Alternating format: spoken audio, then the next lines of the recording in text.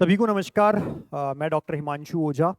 पिछले 10 सालों से नीट काउंसलिंग से जुड़ा हूँ। नीट परीक्षा कोचिंग सबसे हम 12-13 साल से जुड़े हुए हैं, जिसमें से काउंसलिंग पिछले 10 साल से। और हर साल मैंने कोशिश की है कि ज़्यादा से ज़्यादा बच्चों तक सही चीज़ें पहुंच पाए, और इसी वजह से कॉलेज काका को 2021 के आसपास बनाया गया, जो प्रॉपरली ऑनलाइन काउंसलिंग के लिए था।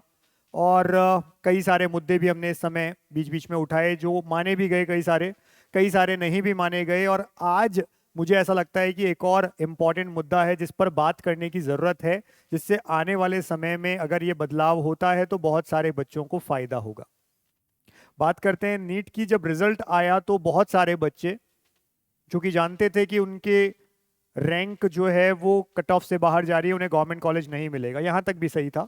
लेकिन जब बच्चे स्टेट काउंसलिंग्स की कट ऑफ देखते हैं और उन्हें पता चलता है कि किसी दूसरे स्टेट में उनसे बहुत नीचे वाले रैंक के बच्चे को सेम कैटेगरी में कॉलेज मिल रहा है और उस बच्चे को नहीं मिल रहा, तो बच्चा सोचता है कि इसमें मेरी क्या गलती।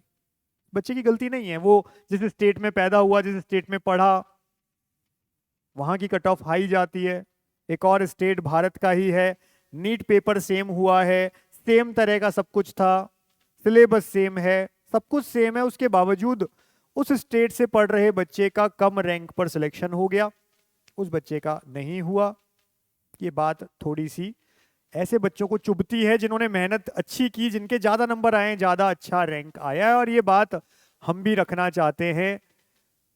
जो हमारे देश का शिक्षा मंत्रालय है, हेल्थ मिनिस्ट्री है, साथ ही साथ जो डीजीएमईज हैं अलग अलग, उनके साथ भी, कि भाई ये होना चाहिए कि जो डिजर्विंग स्टूडेंट्स हैं, जिनके ज़्यादा नंबर हैं, उनको मौका पहले मिले। मैं यहाँ पर उस बच्चे की बात या उससे शिकायत नहीं चाह रहा हूँ। मेरा एक एग्जाम्पल है कि सपोज करिए एक स्टूडेंट जिसका 555 स्कोर है, इस स्कोर पर इस बच्चे को ऑल इंडिया कोटा नहीं मिलेगा गवर्नमेंट कॉलेज। इसे स्टेट में, अगर सपोज करिए ये दिल्ली से है, राजस्थान से है, मैं एक उदाहरण दिल्ली का लेकर के चलता हूं, इसे कॉलेज नहीं मिलेगा अगर ये जनरल कैटेगरी का बच्चा है इस स्कोर के साथ। बहुत सिंपल सी बात है। और यहां केवल दिल्ली की बात नहीं है, बहुत सारे ऐसे स्टेट हैं जहां पर इस रैंक, जो इस स्कोर पे जो रैंक आएगा, उस पर गवर्नमेंट कॉलेज नहीं मिलेगा। बहुत सारे स्टेट हैं। वहीं एक और ऐसा स्टेट है जहां पर 530 वाले को स्टेट कोटा से कॉलेज मिल रहा है, गवर्नमेंट कॉलेज। एक और स्टेट है जहां पर 510 वाले को स्टेट कोटा से कॉलेज मिल रहा है।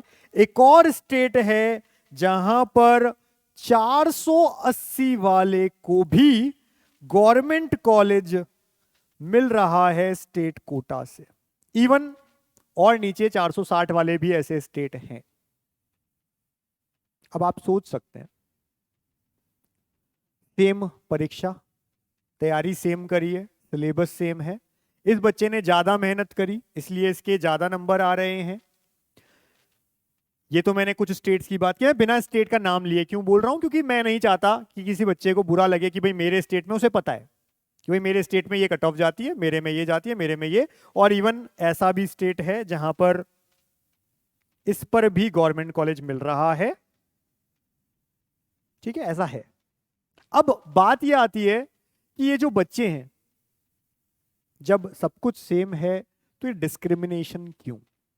मैं इनके अगेंस्ट नहीं हूं, मैं इनके अगेंस्ट नहीं हूं, ये तो अपने सिस्टम को फॉलो कर रहे हैं। इनका स्टेट में अगर जो कट ऑफ जाती है, इसमें इनकी भी गलती नहीं है। पर इसकी गलती क्या, इसकी गलती यही है कि ये इस स्टेट में पैदा क्यों हुआ या हुई, ये इन स्टेट्स में क्यों नहीं जाकर बचपन से बस गए, क्यों नहीं ये यहां पैदा हो गए लेकिन इन स्टेट्स में ये पढ़ाई करने लग गए। क्योंकि इस तरह से आप अगर सोचेंगे ना, तो आपको समझ में आएगा कि ऐसा भी होने लग जाएगा या हो चुका है, जब पेरेंट्स ये देख रहे हैं कि अच्छा, किसी स्टेट में 2 साल 11th 12th अगर मैं पढ़ लूं तो वहां का मुझे बेनिफिट मिल जाएगा, तो बढ़िया है। हम इस स्टेट में रहते हैं, बच्चे को 11-12 पढ़ाने इस स्टेट में भेज देते हैं किसी अच्छी स्कूल में, वहीं पर रेजिडेंशियल प्रोग्राम हो, उसको वहां का कोटा मिल जाएगा और कम नंबर पे भी उसका सिलेक्शन हो जाएगा। लोग वेज ढूंढने लग जाते हैं और ढूंढ रहे हैं, पर इसमें नुकसान किसका है?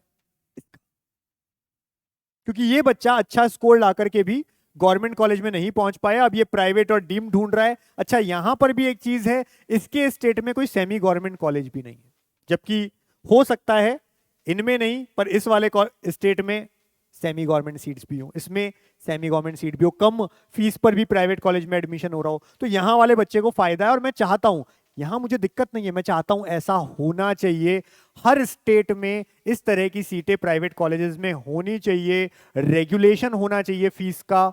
एक एक 1.5 2 करोड़ रुपए जो है फीस प्राइवेट कॉलेज में, डीम्ड यूनिवर्सिटी में, किस बात के? दुनिया में से कई सारे देश हैं जहां हमारे देश के बच्चे जाकर पढ़ते हैं, उस करेंसी के अकॉर्डिंग हमारे भारत की करेंसी अगर हम देख लें, कंपेयर करें, तो हमारे यहाँ के 30 से 35 लाख में उनका रहना खाना पढ़ना सब कुछ हो जाता है उस देश में, जबकि वहां की पढ़ाई भी हमसे अच्छी है। तो हमारे देश में ऐसी क्या पढ़ाई करवाई जा रही है जो 1-1.5-2 करोड़ बिना नहीं हो रही है? और जो कॉलेजेस इतनी फीस ले रहे हैं उनके मल्टीपल ब्रांचेस हैं, उन्होंने एक से ज्यादा प्राइवेट या डीम्ड कॉलेजेस खोल दिए हैं और आगे खुलते रहेंगे उनके, क्योंकि पैसा बन रहा है। लेकिन नुकसान किसका?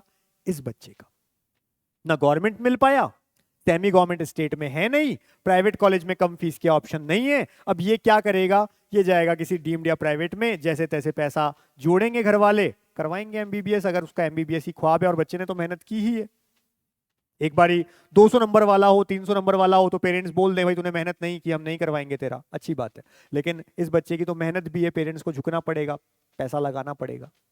पर वहीं पर कुछ स्टेट्स में कम नंबर पर भी गवर्नमेंट कॉलेज मिल जाता है, या गवर्नमेंट नहीं तो वहां सेमी गवर्नमेंट होते हैं, कम फीस में प्राइवेट कॉलेजेस होते हैं। मेरा कहना यही है कि जब देश एक है, सिलेबस एक है, पेपर एक है, सब कुछ सेम है, तो ये डिस्क्रिमिनेशन क्यों?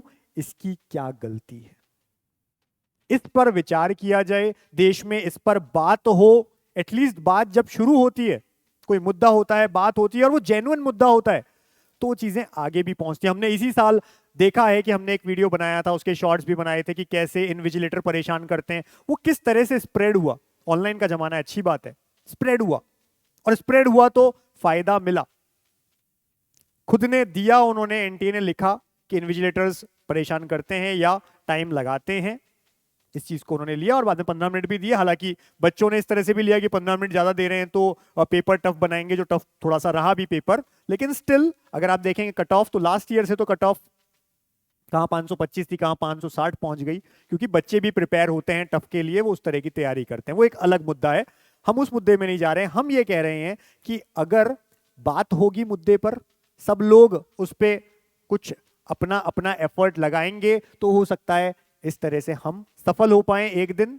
इस साल नहीं तो अगले साल जरूर इस तरह का कोई बिल आए, और साथ ही साथ ऐसे भी बिल आए जहां पर प्राइवेट कॉलेजेस की जो फीस है उस पर रेगुलेशन हो, जहां आंध्र प्रदेश कर सकता है, तेलंगाना कर सकता है, कर्नाटका कर सकता है, केरला कर सकता है, तो छत्तीसगढ़ कर सकता है। बहुत सारे और स्टेट्स भी हैं जहां पर इस तरह के बेनिफिट मिलते हैं। पंजाब में प्राइवेट कॉलेज में सेमी गवर्नमेंट की जो सीट होती है, गवर्नमेंट कोटा, बहुत सारे स्टेट्स करते हैं ऐसा। लेकिन कई सारे स्टेट क्यों नहीं कर पा रहे हैं? क्यों ऐसा है कि राजस्थान का बच्चा है, प्राइवेट में जाना है तो मिनिमम उसको 90 लाख 1 करोड़ खर्च करना ही पड़ेगा विथ हॉस्टल, मिनिमम है वो तो फीस उसकी, उससे कम उसके पास ऑप्शन ही नहीं है। ऐसा क्यों? तो मेरा कहना है जो प्राइवेट कॉलेज हैं उनकी भी फीस रेगुलेशन अथॉरिटी होनी चाहिए। गवर्नमेंट के पास में मत दो ना उनको, एलओपी मत दो, आगे मत बढ़ाओ उनका, परमिशन मत दो उनको। एनएमसी के पास में होना चाहिए राइट कि आपको इतनी सीट्स तो रखनी पड़ेगी, और बाकी सीट्स पे भी जो फीस है वो ऐसा 1.5 करोड़ ना पहुंचे। एक समझ में आता है कि ठीक है 60 लाख रुपए एमबीबीएस की पढ़ाई, समझ में आती है, पर 1.5 करोड़ 2 करोड़ से नीचे बात नहीं हो रही है, ये बिल्कुल नहीं समझ में आता है। इस पे बात होनी चाहिए। मैं जो मेरा जेन्युइन मुद्दा है, इसे जो रिस्पॉन्सिबल या इनसे रिलेटेड जो मिनिस्ट्रीज हैं या इस तरह के जो भी डिपार्टमेंट्स हैं उनको भेजूंगा, मैं मेरा अपना काम करूंगा। हो सकता है आप लिखें सर आपके भेजने से कुछ नहीं होगा, आई नो, पर कोशिश ना करना ये खराब बात है। कोशिश करना और फिर फेल हो जाना कोई बुरी बात नहीं है, लड़ेंगे, करेंगे, कोशिश करते रहनी चाहिए। हम लगे हुए हैं, आप में से जो भी ऐसे डिपार्टमेंट्स में अपनी पहचान रखता है, थोड़ी पहुंच रखता है, प्लीज इस मुद्दे को पहुंचाइए जिससे बच्चों का फायदा हो पाए। एक ऐसे स्टेट में इतने अच्छे नंबर ला करके भी बच्चा होप रख पाए कि चलो मुझे भी कुछ मिलेगा। मुझे बुरा लगता है जब मैं हर साल ये बताता हूं बेटा आपको कोई गवर्नमेंट कॉलेज नहीं मिलेगा, मुझे बुरा लगता है। क्यों लगता है? क्योंकि उस बच्चे ने मेहनत की। बस मुझे वही चीज हर साल बुरी लगती है।